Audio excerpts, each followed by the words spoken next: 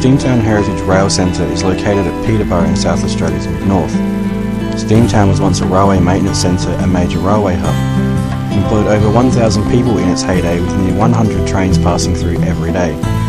Now Steamtown stands as a unique museum, boasting a large range of steam trains and diesel locomotives, as well as carriages and other railway vehicles, but its main attraction is the Light and Sound Show. The light show is held after dark, with visitors seated in a 1916-era carriage placed on the central turntable. Viewers are taken back to Peterborough's steam days with a movie and light show that is unlike anything else you will ever see.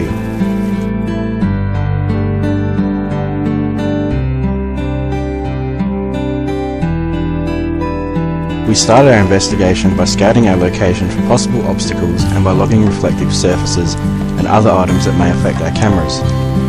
The team leaders then decided which locations would be most suitable for investigation and for recording EVP. We chose 5 initial locations as main investigation areas and some smaller ones as transition areas for when we move between locations. We then left Steamtown for a team briefing. On our return, we and other guests watched the awesome light and sound show that Steamtown has produced. We noted as much information as we could to later use for EVP questions and for further research after the investigation.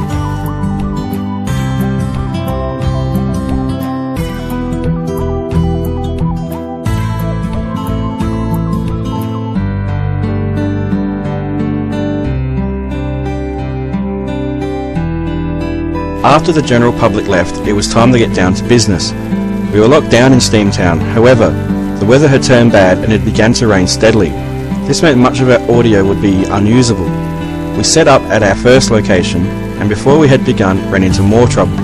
Our night vision on the Eidolon cameras had failed. We had to make do with whatever equipment we had that worked. During the evening, we had constant battery loss with our digital cameras and EVP equipment. However, all our EMF equipment worked as normal.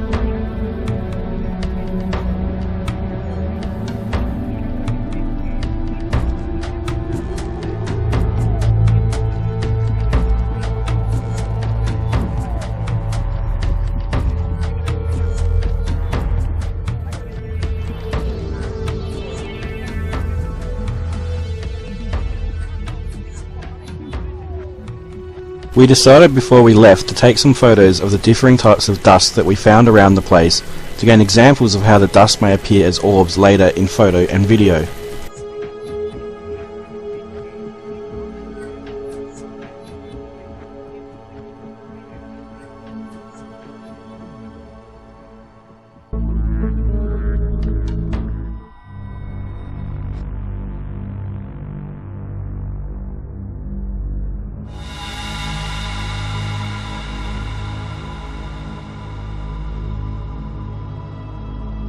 We sent Karen into the carriages we had chosen to investigate first, so as not to contaminate her photos and videos with dust that our movement would stir up.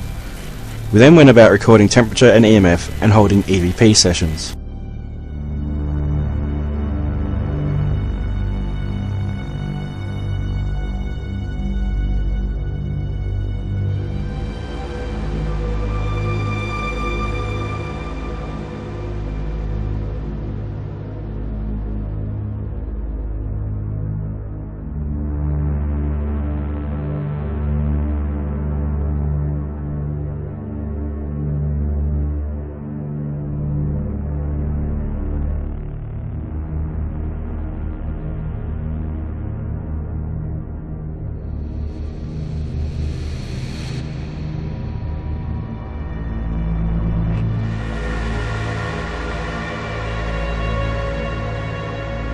We were getting very little in the way of results until Alan used the first of our trigger objects, a train whistle he had borrowed from his dad who had worked in the railways for many years. After blowing the whistle near the steam trains, we had our first visual sighting of an anomaly, a shadowy figure. The sighting was confirmed by one of our guides. All the team members were accounted for, but who was this man? We tried the whistle again. This time equipment batteries drained, lights went off, and movement was seen near platform 13. Had we found our ghost? We also found upon review of our video the sounds of footsteps, like heavy work boots upon concrete walking past our camera and our voice recorders. None of the team or the guides were wearing boots of this kind. However, as our night vision had failed earlier, we were unable to get any visual confirmation if the phenomena was paranormal in origin.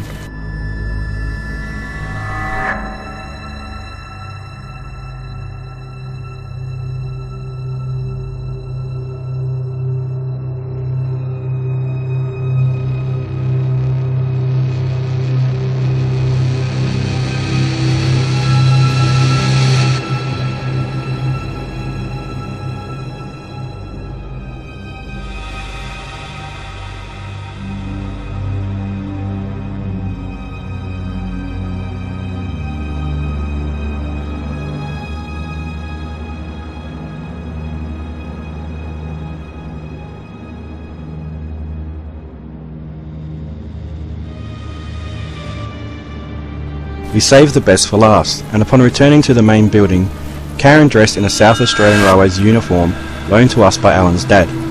Acting as the trigger object, Karen worked the 199 train using the whistle and uniform.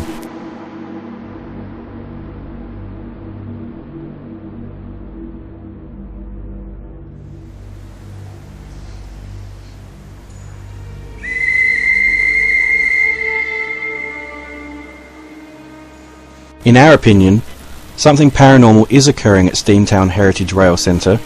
We look forward to returning for future investigations.